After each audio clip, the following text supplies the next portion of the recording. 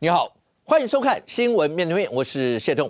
来，一开始为你介绍今天要请到的特别来宾，左边第一位立法委员陈亭妃，吴哥好，大家好；资深媒体人陈敏凤，大家好；资深媒体人康仁俊，大家好；右边为你邀请到立法委员岳元之，大家好；台湾市议员备少将于北辰将军，大家好；资深媒体人单厚之，大家好。好，那大家已经知道整个对大罢免来讲的话，好，那接下来在这个礼拜五，中选会最后核定到底最后那是多少席要进入到第三阶，当然都是蓝委的这个地方。不过在中间过程发生的所有事情，譬如说国民党台北市长部的诸位，那黄仁勋他们，那当然续押 ，OK。延押3个月，因为大家一直在等嘛，大家一直在等说，昨天最后裁定的结果是怎么样？结果那3位都是续押。而续押这个结果对整个罢免会有什么样一些的影响？而过程当中所传出来的所有的讯息会指到什么样一个地步呢？包括今天不管是对朱立伦来讲的话，或是国民党主发会主委，同时也是立委，那徐宇珍也都提到这些，让你先听一下相关的说法。来，我们从头到尾对于错、伪、抄、假是坚定反对的。我们尊重司法的调查。但是我们绝对不容许司法变成办蓝不办绿，司法变成小案大办，变成司法鹰犬，变成司法的打手。到目前为止，我们已经掌握很多的个案，不是1、2千件，不是5、6千件，是1、2万件的错、伪、抄、假。这是中选会审核的哦，请司法单位用同样的标准，用检调的力量，针对这每一案查办到底。任俊，前面听前段的时候，朱立伦说他们对于错伪抄假是坚决反对的，是所有这些。本来有人在想，那接下来会不会针对包括黄旅被续押啦，所有这些？因为民进党其实也一直讲说，国民党难道不对社会做一个道歉吗？朱立伦不用道歉吗？但是后来话锋一转，他讲是罢蓝委的这一部分，可能是传出新竹讲说是不是因为新竹双罢嘛，没错，是不是各有1、2万份？所以他的重点是在讲新竹，他不是在讲。针对这次国民党有面临到这些很多地方党务被抄，要不要针对这个做一个表态？所以显然朱立伦在这一部分并没有谈到黄旅或所有这些，但他讲的是另外的那部分。是，所以这整件事情大家就看，反正现在就看黄旅这些就继续往下，那继续看查会不会查到，包括徐宇珍在媒体访问讲说他不可能叫人家去抄啊，也就是说要办你们就办到地方党部，就是这样吗？这当然我先讲啊，我相信大家所有的立场都一样。如果今天在整个的联署过程，不管是哪一区，不管你是要罢免谁，如果有出现这种所谓朱立伦口中的错伪抄假，我觉得大家都支持检调要办，因为这是这个我们讲罢免是民众在行使政治上面赋予的权利嘛，但这个权利能不能被予以滥用？好，我 follow 朱立伦话到这边为止啊。这一段话其实老实讲，对国民党来讲一点都不是他要表达的重点。因为外界其实要看的是，好吧，那如果按照黄旅锦如的供词啊，就他昨天尤其在这个延押庭上面的时候啊，哇，你看又激动又痛哭又干嘛的？可是他讲了一大段话是非常有趣的。他特别强调就是说，其实他对于大罢免的这件事情，他也不是很认同啊，因为他讲了一个数字嘛，他讲那个2席立委，他那2席指的是谁？他是指说那2席是不应该被罢。国民党在台北市，如果就黄旅锦如的管辖范围里面是5席你那2席指的是谁？我认为你直接讲就是立委嘛。那如果从昨天那个字面上，我个人粗浅的解读啦，我是认为说黄旅其实那个在庭上表达，他也不认为应该用大罢免的这个状态嘛。可是你如果再回推黄旅在司法侦办之前，他几次接受媒体访问的时候，他是怎么表达那2席立委的？那2席立委对国民党很重要啊，那2席一定要罢掉啊，而且那2席都在台北市。这是黄旅公开说过。那你跟我讲，黄旅对于罢免的这件事情，他到底是赞成罢免立委，还是不赞成罢免立委？听不懂。好，所以我觉得黄旅昨天的那个表达，其实我当然一部分又讲身体不好又干嘛的，当然说之以情动之以理嘛，还是希望能够这个借由这些的说法，然后能够避免被羁押。好，回到国民党的身上国民党很特别，是徐宇珍今天也接受了访问，他强调国民党绝对不会容许抄袭的这件事情。可是他说了一句话啊，他那一段话说，霸团确实在这一段时间里面有去找过国民党党中央，希望党中央给予协助，但党中央的立场就是跟这些霸团说，你们可以去摆摊，你们可以去找社团，但我们没有叫他抄。你说的霸团是赖以任他们这个就是偏蓝营的霸团，他应该没有特别说。不是因为比较偏绿营要霸蓝委的霸团不太可能去找国民党中央嘛，所以显然他讲的霸团应该是指的赖以任、李孝亮这些人，解读上应该是这个样。但中央告诉他们你去摆摊，意思是我没有叫你抄。可能还有一个是原住民的那一块原住民的2席那个问题看起来更大。因为徐宇珍在讲这一段话的有个前提是，他们想要来动党中央啊。他们想要来动党中央，哇，那这个线画的太清楚了啊。我先还是回到昨天那一个场子哦，昨天为什么后来黄旅被再继续被延压，继续压？就你看检察官理由就是说，虽然这些人都认罪，但是他们互相要么就推诿，不嘛就互相掩护哦，感觉上就是黄旅说承认哦，但是呢，到底是不是他下令？我没有下令，而且他变成誊写哦，我们是第一次送的那个，我们把它誊过来。我不知道这个要问一下大律师啦，人家原先写了一份文件，然后到第2次的时候我找人把它抄过来，这样有没有伪造文书？这个我个人没有什么法律专业，不敢在这边评断了第二个是。连初文清他们另外那2个也都一个讲说没有跟你讲我们不知道那个名册是那个人当落下来了，然后另外一个说什么没有我们2个共同决定不然到底是怎样不知道。好，可是问题回来的是朱立伦刚刚那一大段话，他其实真正要强调的是后面就是不要半蓝不半绿，又小案大办。好，来再回到这一个您刚特别提到说新竹的霸团的发言人林志杰嘛他其实有表达这件事，因为新竹在双霸里面送的是在联署书的部分是送全台最高的10万份吧，我印象超过10万份吧。所以他就讲说，我如果按照比例回来，当然有出错，他没有否认有出错他没有否认有出错，但是他的合格率超过94%。我们回来看国民党的台北市党部所主导的这，现在看起来就是台北市党部主导嘛。朱立伦你们也不敢否认你们也不敢否认说是市党部在主导这一切了啦。你当时说什么要看完整的起诉书再说，现在大家就好奇说起诉书大家都已经看到了，你要到一个完整版。老实讲，朱立伦你永远收不到，因为你没有在里面变被告，你怎么收得到？那你可以去问嘛。所以他今天出来的表态的那一个，好，我们就回来问你今天指新竹霸，我没有意见新竹霸团，我觉得你们今天如果司法要调查，你们也是接受调查，他也没有说我不能调查，可是我就讲他的合格率在94%以上。对照国民党在这一次北检的调查当中，你在市北区跟中正万华区，你是错误率高达94%以上这比例上面差多少？全台这种比例，我就讲出错率，其实你说能够一个地区可以搞到90几的出错，我们讲这不是正确率90几的出错率，我赞成有任何疑问的都查嘛，不要让大家觉得就是说你这个只查哪一边或什么，还是你已经有查了，只是没有大张旗鼓告诉社会。我觉得这是国民党现在他提出的疑义，可是这些疑虑并不足以去 cover 掉你今天台北市党部面临到的这个窘境嘛。所以你看这几天新闻一直不断的在放，不断的丢。说今天更厉害了，你知道吗？大家都很好奇说，你今天黄旅锦如的这件事情会不会连带影响到国民党的这个要被罢免的这些选情其实我觉得它发酵的已经差不多了，因为大家现在看的是党中央的态度了。那党中央今天徐宇珍会出来接受访问讲那一大段话，我不认为他是头敲到，没事突然提这一个，他会把党中央跟所谓的地方党部切开了嘛？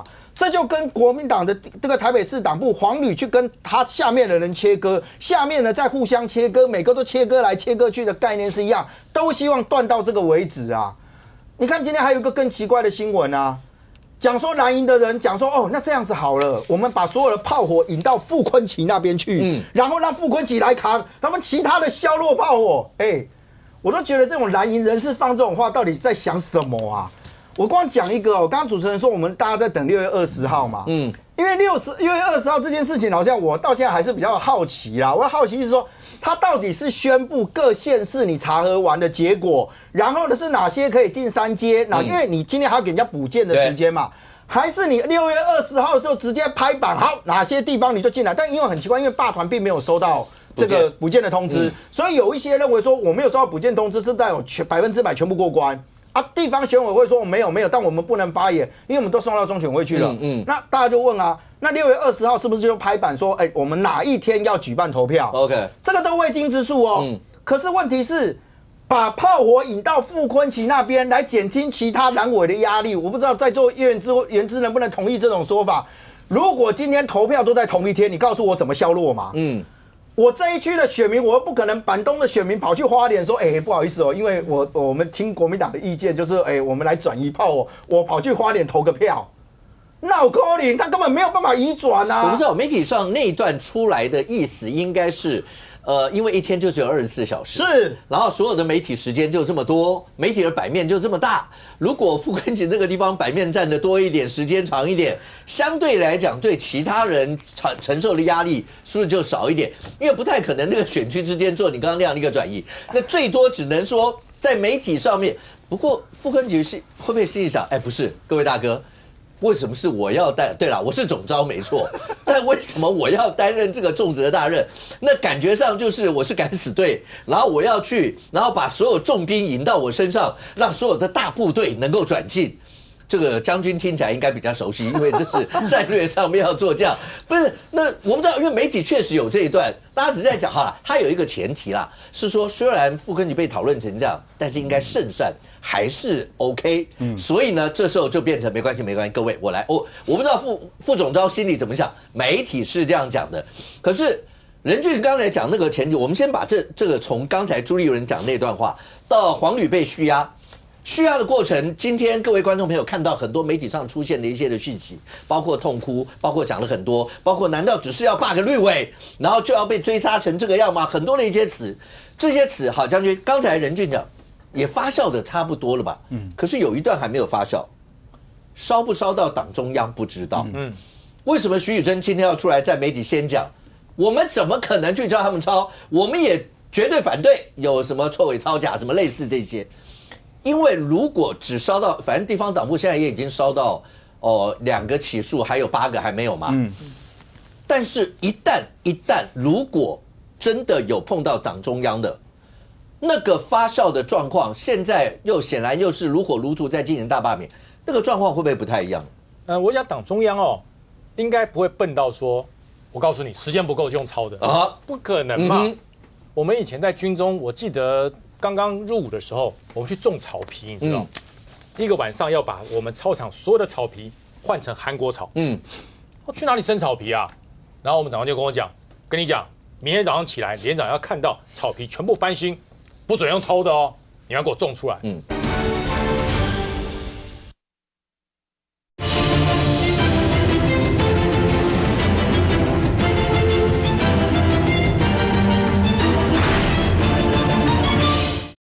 换成韩国草，我去哪里生草皮啊？然后我们长官就跟我讲，跟你讲，明天早上起来，连长要看到草皮全部翻新，不准用偷的哦，你要给我种出来。请问草皮哪里来？去偷吗？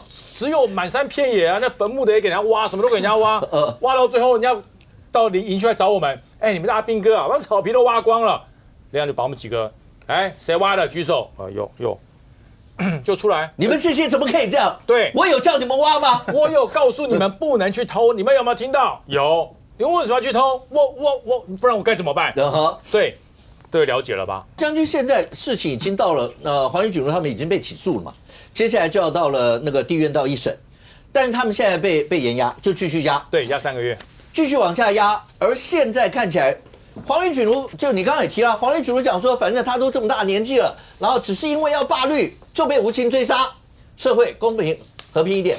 那年纪大了，这样下去，他觉得人生最后阶段这个方式结束不光彩，所有罪责我一人承担，不要再闹大家。第一个，他已经告诉你，就我到我，不要再往下去讲什么什么这些一个，然后包括姚富文跟出人清2个人，一个是书记长啊什么这些，一个是总干事。好。然后这时候姚富文当问说，他们讲说还要讲为什么你要抄？因为绿营要罢蓝委，就认为满1年就偷炮，中选会睁眼闭眼，默许绿营这种违法的行为。法官问谁决定的？姚富文说他和朱文清共同决定的。好，也就是说这3个人最多到了黄旅，就讲说那就到我们结束，不要再往上。那他现在去压整个大罢免再往下走，徐宇珍今天出来说我们不可能要什么什么这些，朱立伦今天出来讲的是别的要罢蓝委的，你们为什么不去查这些？如果这整个还有发酵，如果要发酵到中央，你也要有证据去让它发酵啊。这些人全部都已经跟你讲说没有，那接下来呢？这个案子就这样往下走了。我觉得黄绿锦如说我一人承担，对，他所承担的不是说我叫他们抄的，没有政治责任，因为绿营都在罢我们的啊，我受不了，所以我叫他们来做联署。那是不是你下命令抄的？他没讲，他如果说对，就是我下命令，那不会压了，就是我黄绿锦如下命令的，我没有接到任何人通，就是我下命令，那结了嘛，这案子就结了，压他干什么？他没有说是我下命令的，我只有叫他们完成。因为什么？因为民进党啊要罢我们蓝委，我受不了了，所以我气愤啊，所以我来做。那需要恶斗成这样子吗？我承担，他承担的是政治责任。那朱文清跟姚富文，你看看这2个人很妙，一个人说是我跟他2个人一起决定，没有，是我们大家一起决定。这没有人要跟你扛3个人都没有推，但是没有人要扛。我们2个一起决定，谁跟你一起决定？我是大家一起决定，大家是什么？所有在场的志工，大家一致决定用抄的。那志工有同意吗？这些志工是讲了实话的哦，是你们叫我抄的。抄的很累，还要点眼药水。所以这个状况，台北市本来想用钟小平当成一个停损点，就是我们本来没有要这么快这么急的送的，是因为钟小平这家伙他急的要送，我不能让他领先，所以我赶快送出去，因为钟小平我才用抄的。那台南呢？那台南呢？你说台南没有钟小平？台南没有钟小平啊。台南就讲说是上级，所以台南的事情就直接烧到中央了。那未来新北呢？台中呢？宜兰呢？花莲还有好多县市这些县市都没有钟小平吧 ？OK， 不会每个县市都有一个钟小平吧？每个县市都有一个主委跟在地的政治人物不合嘛？而且又碰巧又是国民党的，不会吧？所以黄李锦如极其聪明，非常聪明，他一点都不糊涂。他利用钟小平啊，就这位啊，这位钟小平。钟小平我们很熟。对，就这位，就这位。我为什么要用这位？你知道，他很厉害。这是什么？这是蒋万安那天去北检前面声援的那一天。钟小平没有抢 C 位，他躲在后面。我在。我在。对不对？他如果不去才麻烦了。我在。但是呢，想不到整个台北市党部会被搞成这样子，就是因为你害的，钟小平害的。对，是这样吗？钟小平有这么伟大吗？我觉得不是，那只是要帮跟中央做一个断点。那个断点，黄旅说没有人叫我，没有人叫我联署，没有人叫我提案，是钟小平把我激出来的，都是他。好，张军如果要讲说这整个那看起来黄旅他们就要这边做这样的一个断点，但王宏卫委员今天有说话了，他的意思是说是怎样？你们就一定希望要从黄旅、从什么朱文清、姚富文口中说出党中央3个字，或说出朱立伦3个字，你们才愿意放人吗？那整个过程难道一定要搞得这么腥风血雨吗？可是这整件事情司法该办，不管哪个阵营这样。那你也听到朱立伦今天就直接讲，千万不要这样。那边的你们为什么办？显然现在就把2个拉出来，要摆在一个天平上了。基本上就是卢秀燕讲的嘛，你们就是办蓝不办绿嘛。然后今天就配合朱立伦在党中央说的嘛，就是说这个1、2万件，我们都有资料啦，你们怎么不去查？你司法就是办蓝不办绿，你看所有的步调完全一样。可是他们真的搞错重点。今天在整个抄的过程当中，关键是在于你那个签名。如果说他前面好，你抄完之后来，你每个人都来签名，你都签了确认了，这也不算抄，你只是帮他把名字要经过确认，对，要当事人，对，就像你说的，我只是帮他腾啊，对啊，你腾了之后，但你确认这个你同意了，对，你同意，你来到我党部这边，你一个一个把它签名，好，签完之后，那确认了，今天没有伪造，因为我真的是帮你腾你这些基本资料，我要请你把你的名字、身份证字号，然后你的地址，你要再写，哇，太辛苦了，我先帮你腾完，但是后面的签名是你来确定签名的，这没有问题啊。可是你看，今天所有从起诉书里面他们自己所讲的，全部除了鬼打墙以外，他们全部不能否认所谓的抄袭这个部分。因为你全部抄完，那你后面的签名呢？签名是谁签的？不论你用盖的，或是你用你自己帮他签的，他就是伪造。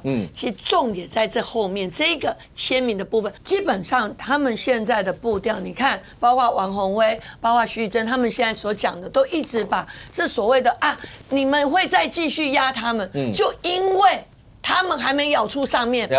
你们的重点不是这几个，你们的重点是上面，他们是用这样子在酝酿所谓激起他们的这些国民党的支持者要出来投票。他们现在用这样的步调跟这个调性很清楚，要不然不可能没有这样的节奏，不可能卢秀燕讲那些话，然后那个朱立伦讲这些话，然后配合今天刚好这个徐峥也讲这些话，而且徐峥去受访，对，还受访，直接受访。你看前面他都不讲，徐峥当时他们对于这整个事件，他们都躲在后面，然后包括王宏威今天就这样讲，王宏威自己本身是被罢免的人，所以我觉得他现在。他们是要激起大家投票，怎么出来投票去催票？因为依照现在所有的民调，基本上国民党要出来投不同意罢免的，大家的兴趣缺缺。从所有的民调资料显示，所以他们担心害怕。OK。他们担心害怕，因为我们在这一次第3阶段是所谓同意罢免跟不同意罢免，这样的一个所谓选票，并不是人，对，是同意跟不同意，就只有一个人在上面嘛。对，所以在这个部分，你必须是同意罢免要大于不同意罢免，那他才会被罢免。而且要过25%。对，过25%。但是我认为，如果两边都在催票，过25%是没有问题。只是说同意票跟不同意票，最后看是谁能够居于在前面的这样的一个部分。所以他们现在认清了。OK， 我觉得他整个步调是开始在催票，催票说你们要出来投票啊！你看这个民进党就是要针对国民党，你看办蓝不办绿，而且他的重点不在各党部啊，他的重点他会这样子撒网下去，再针对各个县市党部，重点就是往上，你看多恶质啊，就是这样。所以我们一直说，你真的搞错重点了。今天不是有谁逼着你们要去做这伪造文书的事情，而是你们把自己搞砸了。而且第一阶段，我必须说，第一阶段才几千份，对啊，1%而已。对啊，你第一阶段你都这么搞了，你们就是太忽视于法的存在了嘛。如果要讲到这，元之，第一个，现在对国民党整体来看，包括黄吕纯，当然一样被拘押，然后他所讲的这些词，对蓝营的。包括在心理层面各方面会有什么样一些的影响吗？刚才田北委员讲说，你们是要借着这个方式去催出你们支持者的热情，好像意思。然后朱一伦今天的用字遣词也重哦，他连什么司法鹰犬什么词全部都出来了。然后包括新竹那个案子，他特别讲办蓝不蓝绿，司法不要变成鹰犬，不要变成什么这些。那这方面有一石两鸟嘛？一个就是好，你看他真的不办蓝不蓝绿，新竹都不动；另外一个就是告诉所有的支持者，你看他们就是要拉到党中央，要让国民党团灭，是这样吗？我觉得黄旅那个没有人会想要去操作黄旅那个东西来催票了，因为大家都不希望他继续压。而且坦白说，我觉得。因为他年纪也非常大，他其实昨天他讲那些话，你听着都觉得很难过嘛。他难道要死在黑牢里吗？而且他记忆也都不好，靠阅读书报然后恢复记忆力，他一定不好受嘛。所以国民党的人谁会残忍到说你继续压好，这样我们比较好操作？没有人会这样子想啦。那而且我觉得要继续严压黄旅真的很奇怪。昨天那3个就包括黄旅、姚富文，还有另外一个楚文清，我都看不太出来什么在压的理由啊。那像那个做过检察官的那个吴宗宪立委，他也说他以前做检察官，这种在实务上也极为罕见啊，因为他都已经起诉了嘛，而且很多证据也都查到了啊，那到底为什么压？他说他已经变成司法外行人了，以前没有看过类似的案例啊，过去比较常见都是起诉就放人的，很少起诉继续压，而且去看那个压黄旅的理由是说什么这个。他没认罪吧？是不是说他都一直没有认罪啊？那不是啊，那被告本来就没有义务要自证己罪啊。那有没有罪是最后法官来认定嘛？哪有说哦，因为你没有认错，所以我要继续压你？这要成为一个压的理由，我觉得大家有觉得很奇怪。这又不是回到古代才会这样啊，压人取供啊，满清10大酷刑啊，招不招？不招的话我就大刑伺候嘛。以前才有这样，现在没有嘛。以前本来。那个早期的时候，法官跟检察官是坐在一起的，那个被告跟律师是在下面那现在后来为了要司法改革，所以法官在上面，律师跟检察官变得在下面，要证明检察官就要一证明说被告有罪啊，被告要一直讲自己无罪嘛啊，现在怎么会变成说哦，因为你没有说自己有罪，所以我要压你？这个理由本来就怪啊。然后那个初文清跟姚富文那2个都已经认罪嘞，他们都已经认罪，然后讲说。就是他们2个的决定。那黄旅呢是有跟他们说的，你们赶快处理。然后但是没有叫他们抄，他们都已经这样子讲了。那不好意思，3个继续压，因为什么？因为朱文清跟姚富文虽然说你已经认罪，但是你们有避重就轻，所以继续压。这本来就很奇怪嘛。所以昨天大家是愤慨。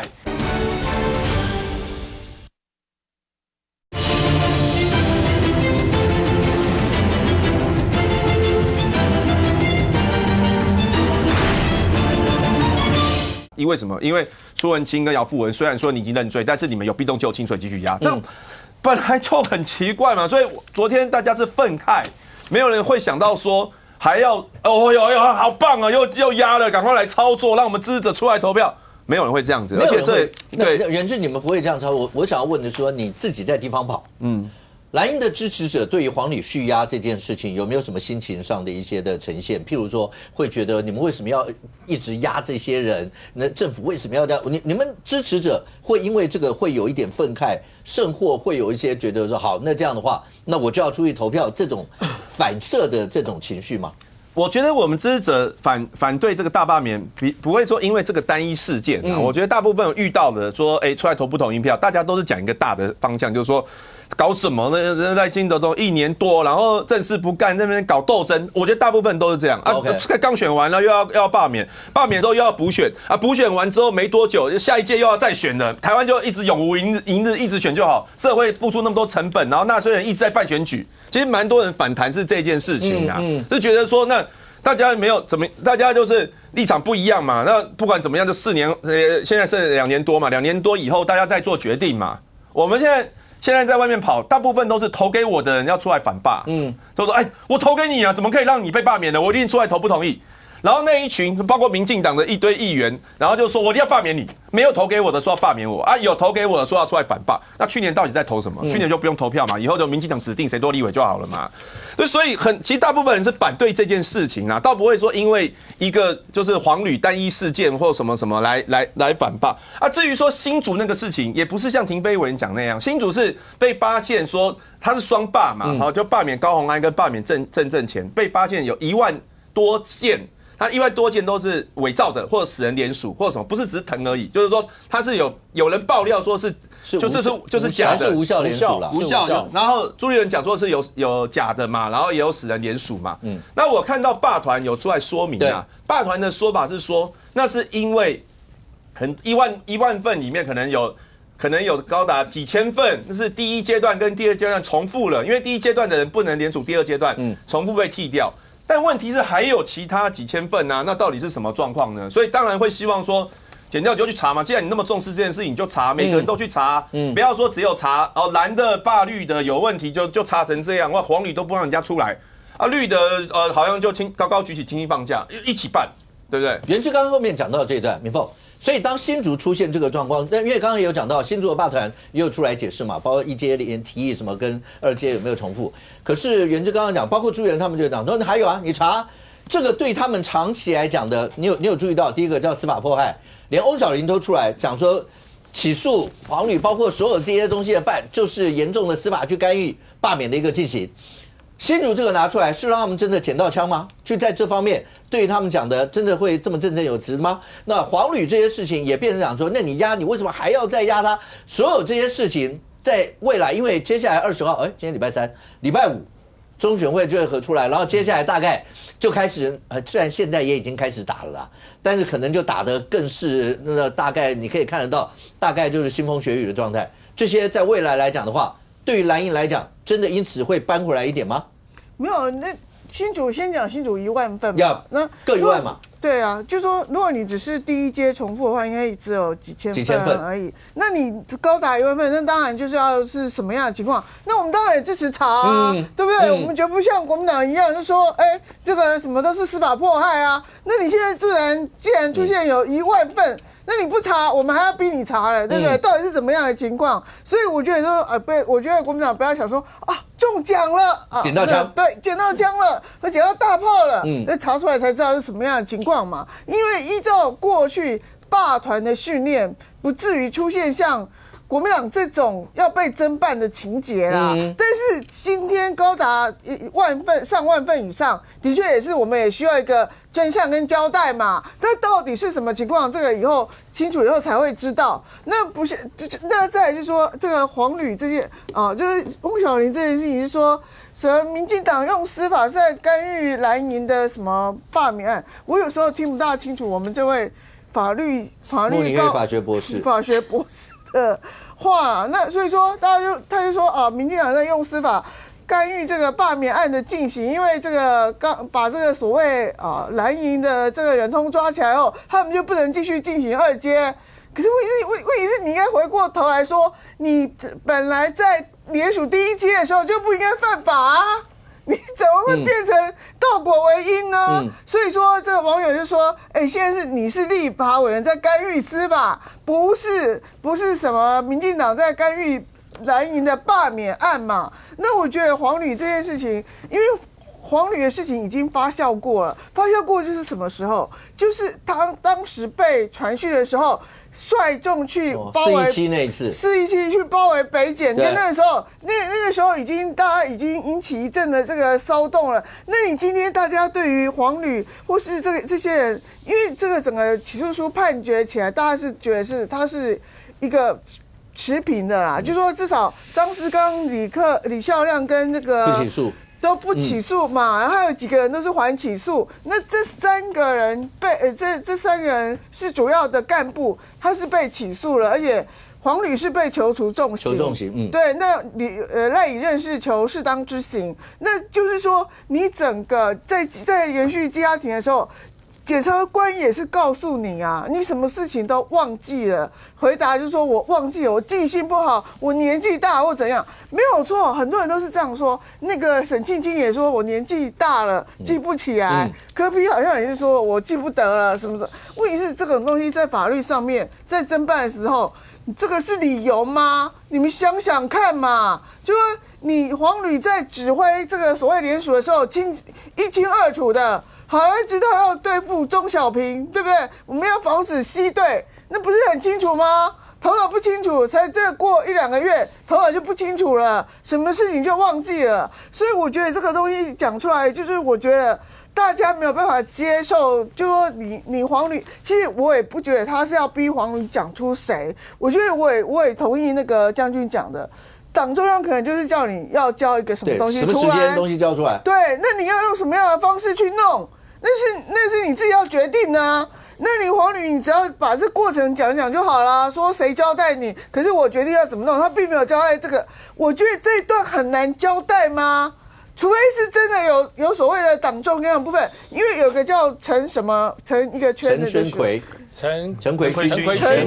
勋的人，他就说党中央交办。然后冲着这句话，当然要弄到底嘛，因为台南那一件也有党中央交办的话嘛，所以说这个东西不是说大家要逼死到什么朱立伦或是许宇正或是组织部，是因为你们真的有人就是供出有党中央交办这回事，那只不过把过程搞清楚而已，该负责任的负责任嘛。所以说为什么要说这个是什么司法什么办蓝不办绿或怎么样？我觉得。走到这一步还在吵这个，已经没有用了啦。然后连鹰犬都出来了。对啊，那你就继续骂嘛，继续骂。然后那你顺便骂那个，你为什么不骂谢龙介跟那个戴喜清？你们两个道歉的。对，你为什么要跟鹰犬道歉？尊重他们的。所以你觉得他们俩，他们跟党中央的看法不一样吗？是啊，那为什么？那好，今天世刚也开撕啊。对啊。世刚不是还有什么几个该检讨的地方？对啊，就讲出3点该检讨的地方啊。那你朱立伦就说什么假钞什么鬼什么4个字，我背不起来。可是那4个字你们都有做了，那你都不道歉，错伪抄假。谢谢2位补充。对，错伪抄假你们都没有做吗？你们都做了，那你为什么不道歉？然后那你说朱立伦是不是在讲错伪抄假的时候，先把自己检讨完，再大骂民进党或是新竹发生了什么事？这样，因为大家一直以来也在问说，国民党针对这件事情要不要做个表态？因为3阶进入的时候，像戴喜清他们的意思是说，你要不要打3阶？要打3阶，这件事情要不要翻页？但是这件事情一直不断的这样弄，对国民党到底好不好？朱立伦讲这段时候并没有道歉的意思啊。他只说我反对，我只反对，我反对的意思是说，我党中央可能没有叫你地方党部这样做，那你是他可能是推责任啊。我想法是这样，我小人好不好？我小人度君子之腹，因为他并没有说我反对这些，可是我们党部出现这些之后，我觉得跟社会很抱歉。这才是反省的态度啊！他不是，他讲完这个之后，好像国民党都很清白，然后接下来骂民进党。我就请问，这样有用吗？你们要补什么？其实我觉得朱立伦哈，他今天也故意用所谓模糊，就是说，你如果真的讲新竹，你就讲新竹嘛。你看他也没有讲，你看这个民进党，他说他们掌握了1-2万件这种错伪抄假你看都不办。OK， 那其实我必须说，各县市党部如果没有党中央，当然我们不只说是谁去做这样的一个发布了哈。一定是有组织啊，或什么样？你说是不是朱立伦自己去讲说，谢龙介，你要赶快去多久？赶快去把它联署出来？不可能。可是一定党中央有一个单位，去发布所有各县市说，你们多久要完成这些所谓绿的罢绿联署？一定以罢制罢，对嘛？不可能各县市党部自己发动嘛，这是最简单的。可是目前到了各县市党部，确实都有讲到说上级指示，好，那上级就断线了。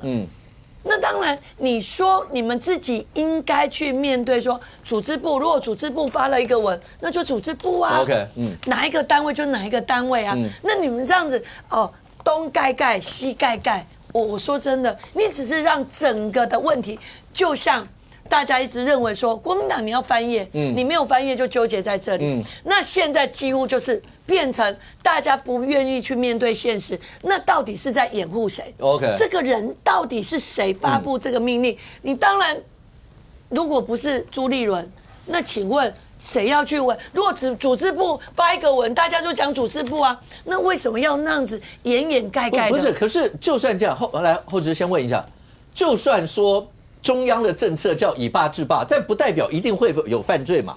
只是现在地方党部执行的这些看起来会涉及到这些问题，可是当黄旅他们一直被压在那个地方，这所有的过程整个喧扰，当朱立伦今天直接点名其他的地方，所有这一切混在这个里头的时候，那这整件事情，那包括刚讲到把司法摆在那，潜台词就是你们都是民进党来要弄国民党的人，这些在两边各自的动员上面真的帮得上忙吗？我先讲黄旅这件事情，我觉得黄旅在严压这件事情来讲，对，我觉得会因为黄旅其实不那么有名所以他虽然他是因为冠夫姓，所以可能大家没有印象。你说国民党其他被压了10几个，谁叫得出来名字？不知道啊？为什么其实会被压？什么你也其实也不知道。今天如果不是判决书，也不有人讲朱文清啊，之前谁知道朱文清？就是大家只会觉得说，你简单查了，你不是冠夫姓，是钟小平。黄旅是冠夫姓啊，不然呢？对，他是说他有名，是大家知道他。我说他有名，不是因为他冠夫姓，所以你记得他嘛，不然你根本不会记得市党部主委嘛。那我讲说，就是说，今天黄旅这件事情，我觉得他就说他已经其实我觉得检调已经形成一个印象，尤其黄旅这件事，我必须要讲，就是说，当初郑文灿也是起诉就放出来，好，那你说柯文哲好涉案金额大，黄旅这什么小案子啊？好，上个礼拜共谍案10万元交保，在之前的共谍案20万交保，结果你共谍都可以交保，黄旅要在那边压成这个样子，我觉得难看呐。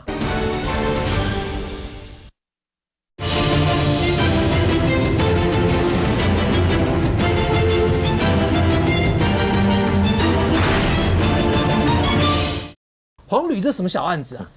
好，上个礼拜共谍案10万元交保，在之前的共谍案20万交保，结果你共谍都可以交保，黄旅要在那边压成这个样子，我觉得难看呐。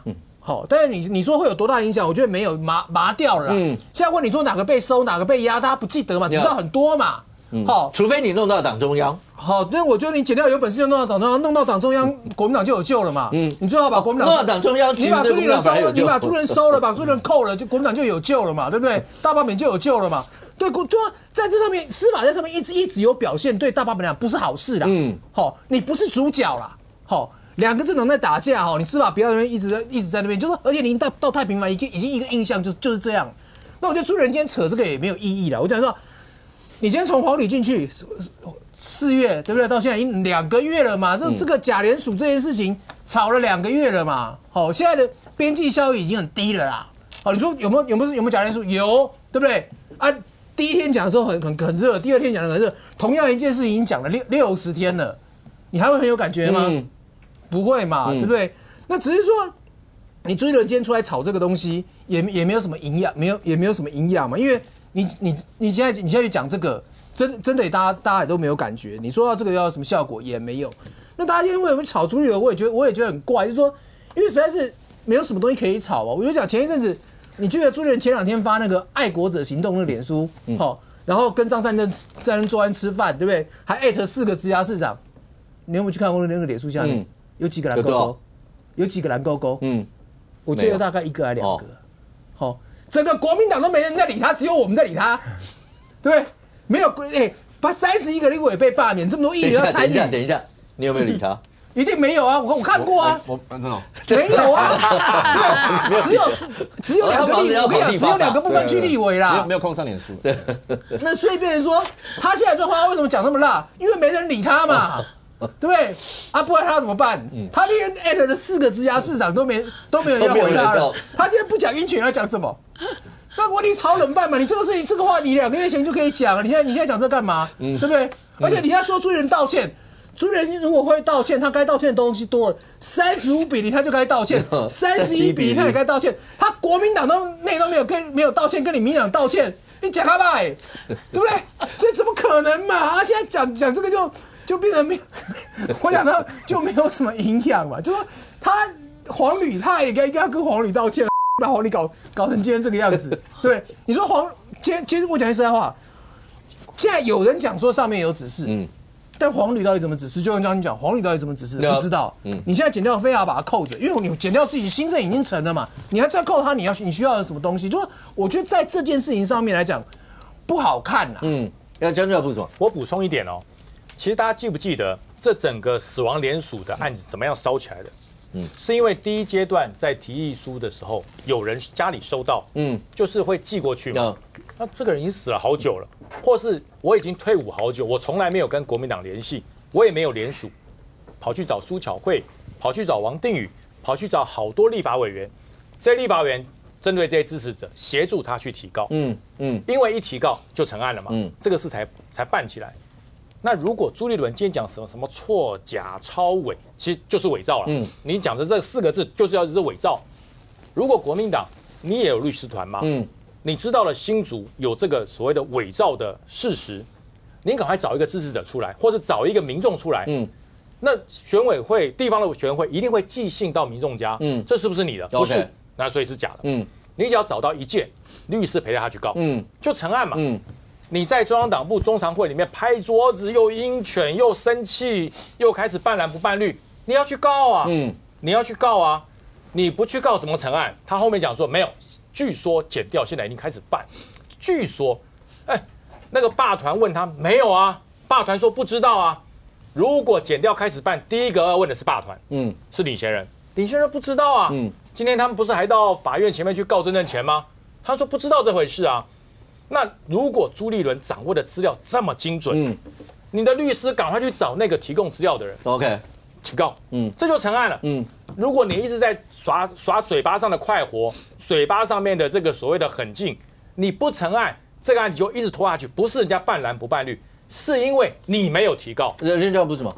其实刚刚大家讨论这么多哦，说会不会办到朱立伦哦，会不会收党中央？我们真的冷静下来想。谁在煽这个风？谁在点这个火？就是国民党党中央嘛。一开始的时候，你记不记得台北市党部被收的时候，国民党干什么事情？每天早上8点开直播，在中央党部前面，就等你来收。发现我没有动静，到今天还在玩这个把戏。你这意思说跟刚后子讲的一样，巴不得你来收，巴不得你来扣朱立伦，弄完以后大罢免，国民党就有救了。这个意思吗？那个什么蓝营人知情人士什么要救大罢免的4本柱也没有朱立伦，他期待谁站台讲了一大堆也没有朱立伦，朱立伦被自绝于大罢免之外，所有人检讨他的只有你在搞什么2项公投啊，你在搞什么以霸制霸，就是错误的政策都你做。那党中央为什么从一开始的时候先开直播说要等你来收不到，然后到今天又一直不断的在强调朱立伦？徐宇珍那个话真的特别有趣你们不要以为这样可以把党中央拖下水，然后朱立伦出来讲义正辞严，那个说法其实很可怕。黄旅，你们还期待什么国民党党中央声援你了吗？他讲的那个国民党绝不容许什么造假，搞到我也都忘了。臭伪造假，你刚才还不是补充我吗？对，补充完我就忘了，还要主持人记得。不是啊，但是那一句话后面是什么，你知道吗？我尊重司法的调查，那代表什么？他认了啦，台北市党部你们就是有干啦。可是他要引述另外一个是我朱立伦也是一个烈士的形象啊，不然在整件事情上好像我只出嘴，我都没有做这样啊，不然这样你们来收我啊，是从头到尾都是国民党党中央一直在引述一个朱立伦可能会被办哦，朱立伦可能被抓，国民党可能会因为这样而被弄哦，那这个就叫做政治迫害跟司法迫害。都在玩这个把戏嘛。不过现在看起来的话，这些所有一些事情，那对于整个大罢免过程，你不要觉得大罢免还很久，没有。如果照6月20号核完以后，一般现在讲，不管是7月下旬或8月，那大概就已经会去核定什么时候就是要进行投票。对所有人来讲的话，那个时间都没有这么久，所以你会看到，尤其是以蓝绿两大阵，因为前一阵一直在讲，包括当曹英成跟赖清德主席碰完面以后，到底民进党在这边要扮演什么一些角色？田飞文先问一下，今天媒体有一则讯息出来，说民进党已经正式说要全面投入。哦，对，这次那个3届人大罢免，然后蓝营这个地方，原之是621开始，像战斗蓝要办那个反罢的所有的造势，也就是说620礼拜5当核完以后，所有的战线全面启动，绿营这个地方未来会怎么做？其实我们都准备好了，然后因为其实我们都知道，从7月大概就进入到深水，而且我觉得说前面我们都尊重罢团哦，因为从联署，可是我觉得说今天既然已经进入到真正我们中选会核定了到底哪几个地方是我们的罢免区，那我们就应该要启动我们应该做的动作哈。那基本上我们现在就是要求我们的全党党公职这个客厅会，还有我们的接奖哦，这个部分都要应该全面启动。那还有重点就是说，罢团它根本不可能有所谓的广告看板。可是你没有广告看板，那个气氛大家不知道到底发生什么事，也不知道说到底什么时候要投票。好，因为时间很短。如果说依照6月20号，如果说来公布之后，可能预计7月26号会是第一阶，后面还会有，可是第一阶应该是7月26。所以呢，我们要求所有的党公职应该要协助看板的挂设，所以预计会有200面，200面的看板。那还有所谓的花莲专案，大家知道我们这个秘书长大概就是已经右昌就是直接进驻了花莲，对。那再来就是我们在6月21号，我们所有的党公职就要协助陆续去全面做宣讲。那我们这个没有罢免的地方，我们都像今天我在中常会，我们就跟主席报告说，我们都准备好了。像我有飞飞铁马行这整个的铁马队，我们都准准备好了，我们基本上都不用大家担心，你只要派任我们去哪里，我们所有的铁马队都前进哦，然后做齐宣的动作，我们要去宣讲，然后铁马，然后到处骑的，就像我们之前4个公投不同意一样，我们就做齐宣，让大家知道说这个很重要，因为我们要顾民主，我们要顾到台湾，在这一次其实有它的一个关键性，所以我想我们都准备好了，只是等待说6月20号，因为我们不可能现在人家中选会还没公布，时间都还不知道。这个国民党又开始讲了，你看中选会的是民进党亏耶，所以呢，你看都还没有人家公布，我们就开始在齐宣了，或是在宣讲了，没有，我们还是要等到6月20号，然后中选会确定公布我们到底什么时候进行投票，它会有所谓的时间，那我们就在那个时间点开始进行到各单位还有我们的各选区罢免的部分。OK， 这张是。因为是蓝营621的，对不对？对啊，这个是蓝营621的哈，战斗蓝。对，北基战斗蓝反二霸的团结大会。那刚刚有说好像朱立伦没有角色，现在有了，朱立伦有角色了，然后因为他还是要这个带队哈。可是他的带队到底是不是像今天他们在这个党中央讲的这么的强硬到底他的立场就像那个任俊哥所说的，他是不是要呼吁大家赶紧这个最好是司法赶快针对党中央赶快去收，然后针对朱立伦，可能他要去树立这样的一个角色所以他已经正式北基反二霸的团结大会就是在6月21号。中间的那个。那个是馆长，是馆长，对，因为大家都对，因为馆长嘛，健身，然后要搂住肌肉，馆长也变成战斗蓝了，对，战斗蓝了，这角色变化很多但是我觉得要小心了因为馆长才刚从这个中国回来，这个会不会反而又吹起另外一波的这个春水？我觉得他要很注意，所以我觉得国民党说真的，你们在这一次的反霸，你说要反二霸，你要小心会不会又为自己添柴火，这才是重要。OK， 好来，元之武器对等原则，你需要用到这2招吗？我没关系，你有不用吗？OK， 因为武器对等原则可以让你拿这。这个第一个，刚田飞委员所讲，所以当民进党中央下令这个以后，是表示这一次的过程，因为蓝营一直以来都说。从头到尾就是民进党自己要搞这些，你在节目里讲了800次，柯建铭都承认了。OK， 你在节目讲，所以这里面是对绿营的说法是，他们从这时候开始，那等于正式还是当霸团有要的时候，他们会全力的出现。可是你们的解读是不过浮上台面吗？你们会怎么看？另外一个就是621这一场。当把馆长摆在中间，刚才田飞委员特别讲，因为他刚从中国大回来，那所有的过程在这对你们来讲，他摆在中间，因为他有讲一个，他回来之后说他要全力阻止这什么愚蠢的大罢免或者什么，所以显然他会是未来你们的一个重心吗？第一个就是，我觉得民进党如果要演的话，要叫柯建铭不要说实话啦，因为我已经多次听到柯建铭讲了嘛，就是去年刚选完的时候，他就跟什么卓荣泰院长，然后跟赖清德总统有讨论过嘛，超销野大不好搞啦，要搞大罢免，这他自己都公开讲好几次，然后民进党还要再演说这是公民先行，所以我们协助，根本就不是这么一回事嘛。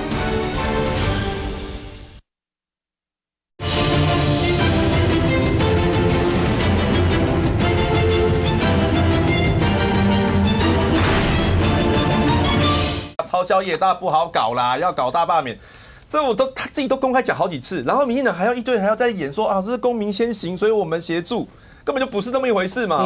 我们那一区，我的对手输给我没多久之后，他的助理，然后就没多久就搞了一个群组，然后跟民进党议员，然后在那边罢免我就输不起所以现在就是输不起要翻盘嘛，然后又不承认，又搞了一堆公民团体出来。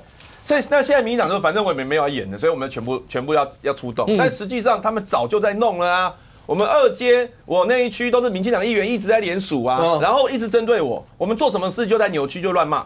我上个礼拜1去做一个教育文化委员会去考察一个学校争取经费，民进党议员还要说扰民我帮一个国小要争取2500万的经费弄厕所，我觉得田飞委员应该很清楚，这个考察教文委员会常常会用这个活动争取经费，他说扰民所以大家知道哦，国小的家长们，民党议员是不需要我去帮你们争取经费的，只要能够扭曲去搞罢免，他连学校都不顾，把教育当作斗争手段。这个在我们地方已经搞非常久了。我上礼拜六的时候，我去送车，我也没迟到啊，我也没有迟到，然后也没有耽误。里长证明哦，我也没有耽误他们发车。有一个民进党议员那天早上带一堆罢团来，然后接下来下午就造谣，说什么我迟到半小时，然后让那些游览车耽误他们哦。所以民进党议员已经在我们地方造谣、抹黑、扭曲很久了，好不好？我面对这种霸凌已经隔好几个月，快1年了，所以不要再演了。好，那反正现在他们就是意思就是说，我们也不想演了，我们就要出动了这样子。好，那就尊重他们了。好，然后再来就是馆长，就你们的621那场造势，馆长那个位置有人讲叫 C 位，我不晓得他算不算 C 位了。蛮当然是 C 啊，对不对？蛮稀的。对，为什么没有黄国昌呢？怎么有戚凯没有黄国昌？这我不晓得，这个因为这个是战斗蓝办的，啊，当然办的。然后那我因为选621，当然也是可能是因为620的时候，他会到时候会有一个时间出来嘛，会有一个时间出来，然后等于是这个罢免正式启动啦。好，就像我们现在出去反罢，常常会有人问我说，到底什么时候要投票？我们也说不出个所以然，只能讲说大概是7月底或8月初。那根据柯建铭的说法是7月26号啦。当然，我们高度的相信他讲的有可能是准的，哈，但是中选会没有说死。不是柯总要讲的，这是初步由他们评断说，可能1个月是他们是谁？中选会。中选会是讲说大概是从因为是7月10号到8月多这个区间，对。然后那柯建铭很精准讲726嘛，但是也有可能是比如说726的下个礼拜，或者下礼拜，或者是726的前一个礼拜，我们不晓得。但是因为就说不出来。OK。可是620的话，就会有一个很明确的日期出来，所以我们接下来，比如说去宣讲或者什么，就可以摆明说某月某日，请你一定要出来投不同意票。那一天就等于是一个宣誓吧，但是是战斗蓝办，不是党中央办的。不过现在看起来的话，那对每一个地区好，大家现在开始点兵点将。对国民党来讲的话，因为媒体上面会有嘛，包括是不是有嘉义的另类地方民调，说可能会有几席啦，那最多讲到从5席讲到有没有10席左右，或是很多的民调大概最近都会出来在评估到底哪几席会是怎么样。但是有这一块，明凤，这是媒体上讲的，罢免国民党救明星立委是围魏救赵计，傅崐萁当人肉箭靶。媒体的报道是说，好了，那傅崐萁虽然战况吃紧，但胜算仍在。国民党也希望傅崐萁夫妻能够吸引罢免方持续投入资源，围魏救赵，那能够分散对其他选区的压力。也就是说，像民党中央大家都知道，林右昌秘书长是直接到花莲去，然后可能也有一个团，反正就是花莲是民党这次重中之重一区，那国民党就将计就计。既然你们觉得这一区这么重要，好，那傅崐萁就在那个地方，让所有的箭直接射满人箭吧，那箭就不会射到岳元之，不会射到其他人。对啊，是这样吗？那傅崐萁也要答应啊？没关系啊，没有，只要党中央没有人敢具名这样说就可以了啊，不用傅崐萁答应啊，就是号召这个林右昌，然后或是所有的罢团人，通通集中去花莲攻击傅崐萁嘛。我就觉得国民党很奇怪，最近有很多匿名的放话，都放得很奇怪哦。就是说，好，我们把这个傅崐萁当作人肉箭靶，然后大家就射到那边去就好了，放过叶元之吧，然后放过台北几席那个什么比较严重的，然后那副总召你就委屈了这样子啊。可是问题是，你就直接讲嘛，去年1年都是副总召应该负责任呐，所以副总召所以你又应该。这算赎罪吗？人肉箭靶本来就是应该他做啊，对不对？那你就直接这样讲就好了，何必要这种设计？好像这个连环船什么丞相事件什么东风的之类的，所以呢，然后又开始放话，就说，我们呢，这个他评估，如果民进党要操作的话呢，就会把那个投票日期分两次，然后第一波呢就是最危险的，然后包括有岳元之的名字啊，然后还有徐小新跟那个王宏威，还有谁？还有那个黄建斌，还有就也有傅崐萁，对，然后先把这波倒了之后呢，然后我们再进行第2波，就会火力就会比较分散了。所以我就不晓得国民党到底是谁在放这些有的没有的，然后还有放说，哎呀，我们其实不用担心啊，因为我们这样这样民调估计起来呢，要去投票的人都只有23%到26%而已，所以呢。国民党的基本盘有6成，所以我们只要推出5成的投票率，我们就赢了。好嘛，那你5成怎么吹嘛？吹得出来？重点就在怎么吹嘛。对啊，那就像那个院子每次都在跟我争论这一点嘛，好，对不对？蓝营的支持者到底是知不知道要出来投票？对，知不知道要出来投票，还是糊弄你？就觉得你们这些立委不行嘛，然后要换人嘛，所以你就把那5成的这个唤醒出来投票，然后就可以超过25%的投票率嘛，或者超过那个罢团的这个比例嘛。所以说，我看到一个比较正常的评估是说，他们有一个正式的评估，真的说罢团的跟不同意罢免的就差1成，就是说好像譬如说同意罢免的有7、8成，然后不同意罢免出来的人只有6、7成，所以他说只要拉这1成就好了。而这个是我觉得这个是至少承认自己目前是劣势，国民党这是比较正常的放话，虽然他可能有点碰轰，但是呢，这是比较正常的放话。那否则国民党我不晓得这2天就出现一大堆匿名的人，然后呢，假设中选会会把投票日期分2次。我觉得中选会就不要活了。你说我0726投一次，08、02再投一次，或是08什么09再投一次，你看谁先被骂死再说好了。怎么会有这种？如果你们国民党的智商或是评估出来的都是这样的话，我觉得真的很危险。真的不是吹5成那个。有看到傅昆萁总召这则新闻吧？有。你有没有打电话跟总召说谢谢？那个我代表说，所以因为我就讲，因为这新闻出来，对副总召来讲，不是你也要问一下他，为什么我要来担任？大家都要面临被罚，他要承担啊，对不对？过去1年不是他做的吗？我觉得他绝对不会希望有这种新闻啊。因为听起来好像就是说，好像那大家去攻击他好了，不会有人会希望这样子啦。是吧？对啊，以前他都已经跑送车、跑市场，然后什么扇子发成这样，然后你们大家说，其实我胜算仍在，所以来吧，我就约了。不是，这听起来对啊。我刚刚也来求证这个新闻啊，他那个新闻你有直接打电话问他答不答应啊？对，他一定不会答应，但是因为这个事情也不是他讲的，这种事情是答不答应？这个事情他没有表达意见的权利，好不好？这是党务人士讲的，对啊。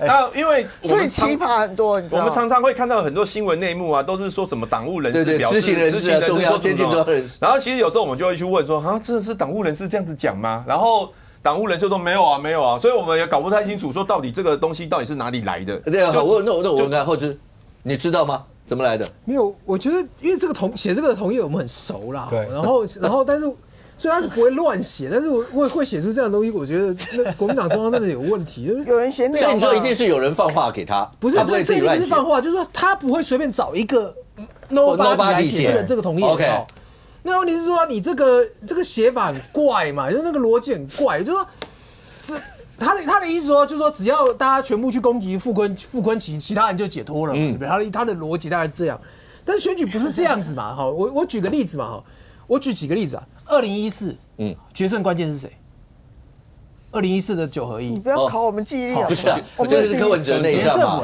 对嘛？连胜文跟柯文哲，因为连胜文，然后延烧到旁边嘛，延烧到连桃园国民党都丢了嘛，然后那一届，新北只赢了2万多票，新北只赢2万多票嘛，对不对？2014长这样嘛，2018是谁？韩国瑜嘛。我这个地方没有韩国瑜投，对不对？我到台北去，我就台北就投国民党的嘛，对不对？然后我新北也投国民党了，所以就一路都这样子嘛，哈。然后2022。高虹安嘛，好，因为你们高虹安绿白打成这样子，所以我别地方就投嘛。你这个地方，你如果傅昆萁被他攻穿了，好，叶元之就要倒霉啊，对不对？叶元之不是傅昆萁的仇恨值高，我这个地方没有办法去罢免傅昆萁，我这个地方就投叶元之，就罢免傅叶元之嘛。所以这个逻辑是完全不通的，怎么会放一个这样子的话呢？就说。你这个罢免一定是要降仇恨，你不可能说我有一个地方仇恨一枝独秀啊，绑都没戏，是这会弄戏嘛？所以就看这个新闻很怪，我只能讲就是说，因为之前不是傅昆萁傅系的中常委要去演那个党主席的选举吗？我只能这样去判断啊，所以你才会出现这种莫名其妙的新闻嘛。你要简单补什么？没有，我觉得这个新闻一点都不怪。为什么？因为它里面的用字遣词很特别，你知道吗？傅崐萁夫妻能够继续吸引罢免方持续投入资源，干傅崐萁的老婆徐榛为什么事啊？你不觉得很怪吗？傅崐萁之所以成为箭靶，是因为他担任国民党立院党团的总召，所以因为他要强行要推动一些的法案，推动那些什么国民党立委就配合嘛。所以到了罢免这一段的时候，有什么罢免某某某，就是罢免傅崐萁。你现在叫傅崐萁持续推爆我，立法院是不是在继续给他搞？你国民党立委配不配合？可是你没事点那个徐榛蔚干什么？他是花莲县县长啊，他跟这一段根本无关你可以讲傅崐萁，你把人家老婆也点进来，是不是国民党在花莲的这个所谓的政治版图，你们也期待要有所改变？否则没有理由，我们认识记者嘛。他没有理由自己去编一段说，我找了这个某某，找了敏凤，找了这个委员，他说，我们自己来编一段新闻，他不需要做这个事情。OK， 可是你提到的其实是花莲的地方生态哦。你今天把说连徐榛蔚都要继续进来的时候，老实讲啊，国民党不会不知道说你今天放这个话，把人家那个县长拉进来的时候，会造成地方什么的反弹？因为在这一次花莲很大一块，不是因为傅崐萁没有帮花莲争取建设，OK， 是来自于他们希望花莲的政治版图可以有所改变。今天突然有个党务人士跑出来，把夫妻全部拉下水。OK， 你觉得他们在想什么？那大家都在估说呢，未来真的大罢免一路走下去，到底会变成怎么样？好，那媒体上有出来几个，包括一个刚才讲了，媒体上讲说，国民党中央有估算，战况危险的8席，最低标守住3席啊。如果低于3席，就是反罢免大失败；力保4席，差强人意。被罢免席次压到3席以内，那绿营大罢免确定不成功，那赖清德民党势必要付出政治代价。什么叫政治代价？会不会是在未来的立法院，在未来国内整个政坛，又会是一副的腥风血雨？不知道。那金新闻的民调呢，把台北市这5席里面，大概从包括所有的可能赞成的、反对的，然后可能会投的。一定会投的，所有这样算起来的话，目前如果把可能的跟一定的都会算的话，罗志祥这一区在这一份民调里面看起来好像是比较稳一点，但其他几区似乎风险都非常大。任俊，如果这样来看的话，对国民党当然你如果把一定会去投票的算起来的话，其实其他几席好像除了巧芯这一席比较危险，其他也还好。